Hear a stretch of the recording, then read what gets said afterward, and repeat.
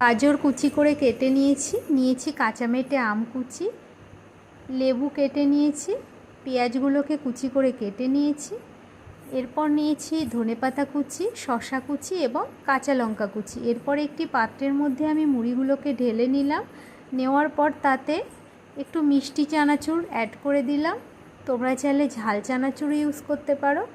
এরপর আমি আমার স্বাদ মতো একটু বিট নুন ছড়িয়ে দিলাম। তোমরা চাইলে বিট নুন দিতেও পারো, না দিতেও পারো। এরপর আমি এই মুড়ির মধ্যে একটু খাঁটি সরিষার তেল অ্যাড করব। এতে মুড়ির টেস্টও বাড়বে এবং গন্ধটাও খুব ভালো লাগবে। যে লেবু কেটে রেখেছিলাম সেই লেবুর রসটা চিপে বার করে মুড়ির উপর ছড়িয়ে দিলাম। এতে মুড়িটা একটু টক টক লাগবে এবং খুব ভালো লাগে টেস্টটা।